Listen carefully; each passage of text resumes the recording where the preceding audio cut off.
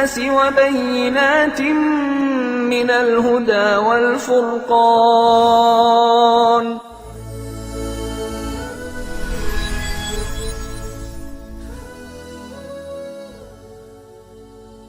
نحمدہ نصلی علی رسولہ الکریم، اما بعد.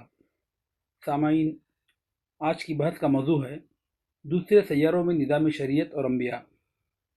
اجرام سماوی میں نظام شریعت.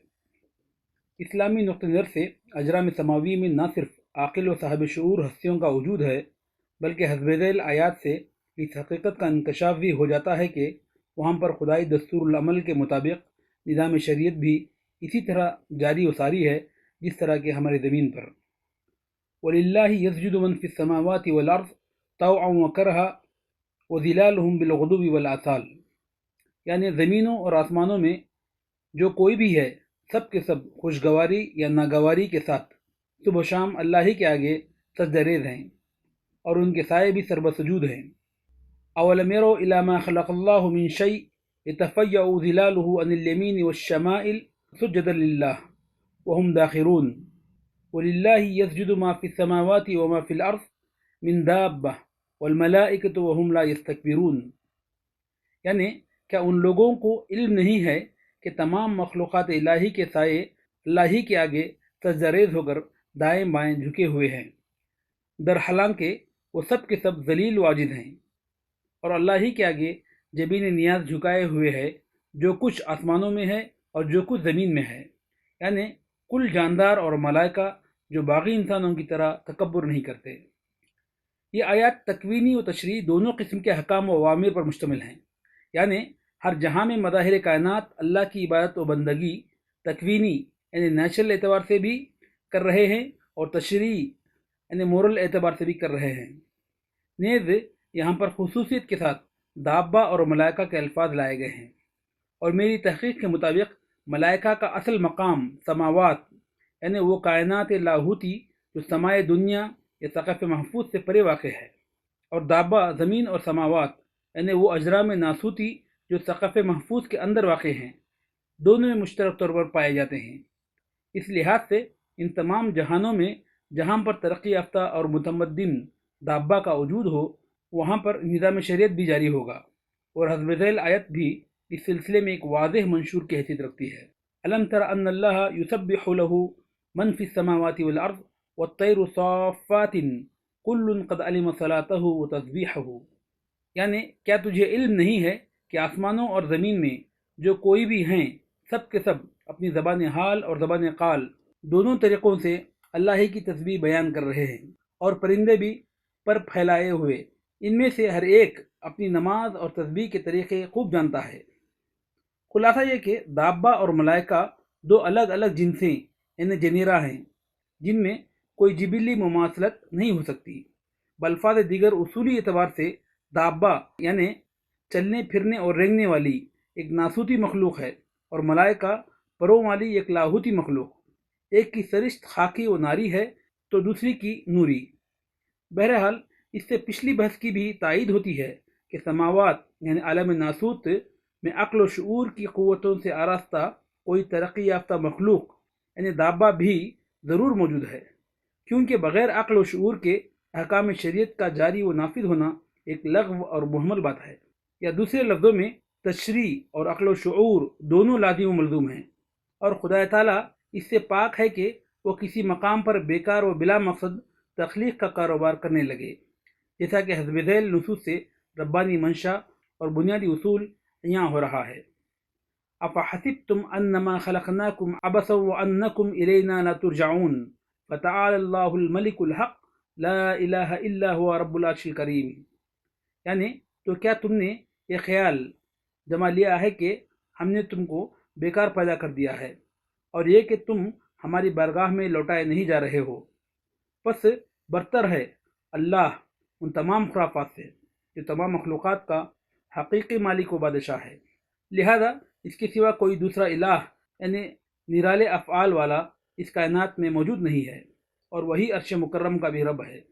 وما خلقنا السماء والارض وما بينهما لاعبين لو اردنا ان نتخذ لهوا لاتخذناه من لدنا ان كنا فاعلين بل نقذف بالحق علی الباطل فیدمغه فاذا هو زاهق ولکم الویل مما تصفون۔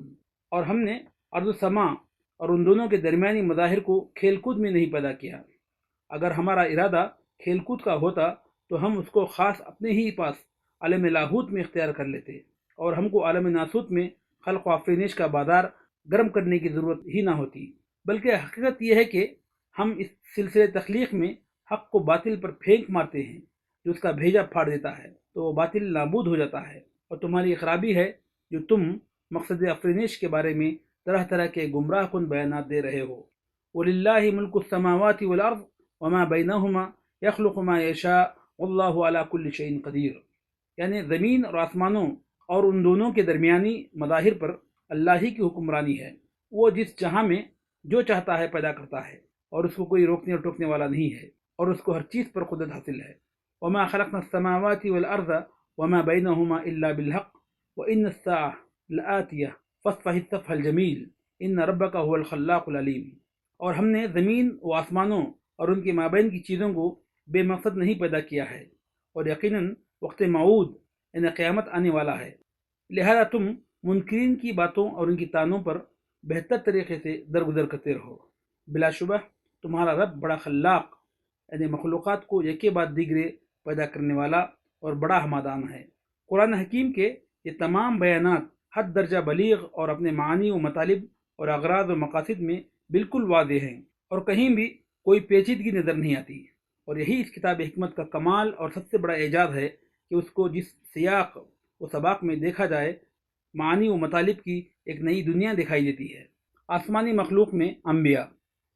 امام بیہقی رحمۃ اللہ علیہ نے کتاب الاسماء و صفات میں حضرت ابن عباس سے روایت کیا ہے کہ 7 زمینوں میں سے ہر زمین میں ایک نبی ہے تمہارے نبی کی طرح، اور آدم ہے تمہارے آدم کی طرح، اور نوح ہے تمہارے نوح کی طرح، اور ابراہیم ہے تمہارے ابراہیم کی طرح، اور عیسیٰ ہے تمہارے عیسیٰ کی طرح۔ یہ حدیث اس بات کی صریح دلیل ہے کہ دیگر اجرام سماوی میں بھی نظام شریعت اسی طرح قائم ہے جس طرح ہماری زمین پر۔